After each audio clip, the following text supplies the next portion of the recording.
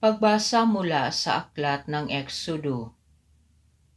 Noong mga araw na iyon, tumapya si Moises ng 2 bato at dinala kinaumagahan sa bundok ng Sinai. Ang Panginoon ay bumaba sa ulap, lumagay sa tabi ni Moises at binanggit ang kanyang pangalan, Panginoon. Ang Panginoon ay nagdaan sa harapan ni Moises. Sinabi niya, "Akong Panginoon ay mapagmahal at maawain. Hindi ako madaling magalit. Patuloy kong ipinadarama ang aking pag-ibig at ako'y nananatiling tapat."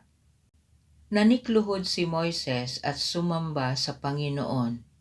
Sinabi niya, "Kung talagang kinalulugdan ninyo ako, isinasamo kong samahan ninyo kami kahit na matigas ang ulo ng lahing ito.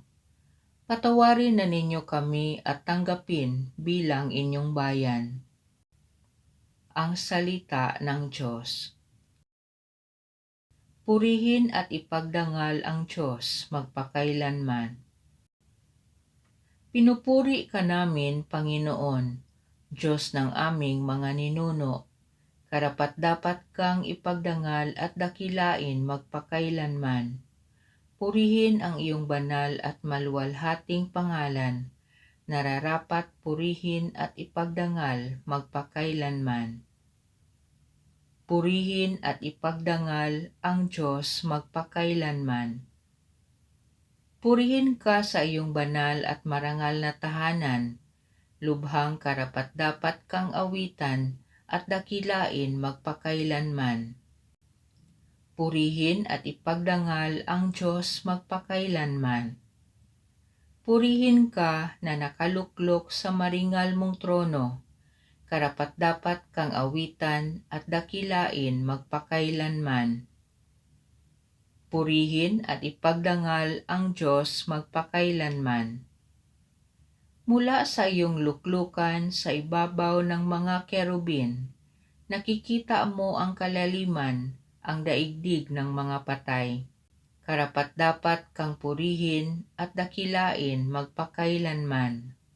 Purihin at ipagdangal ang Diyos magpakailanman. Purihin ka sa buong sangkalangitan. Karapat-dapat kang awitan at dakilain magpakailanman. Purihin at ipagdangal ang Diyos magpakailanman. Pagbasa mula sa 2 sulat ni Apostol San Pablo sa mga taga-Korinto. Mga kapatid, sikapin ninyong maging ganap at sundin ninyo ang mga payo ko. Magkaisa kayo at mamuhay ng payapa.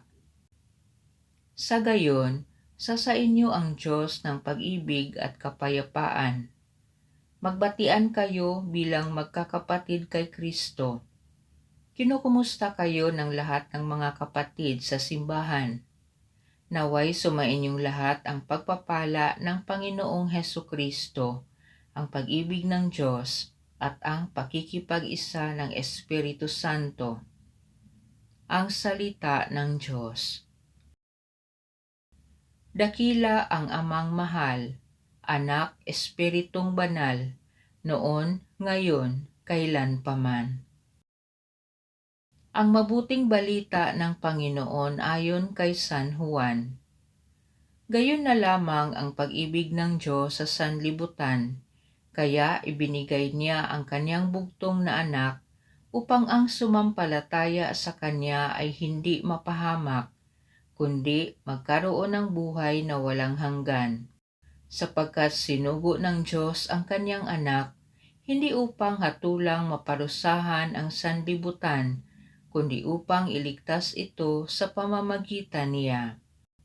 Hindi hinahatulang maparusahan ang nananampalataya sa bugtong na anak ng Diyos, ngunit hinatulan ng parusahan ang hindi nananampalataya sa Kanya. Ang mabuting balita ng Panginoon.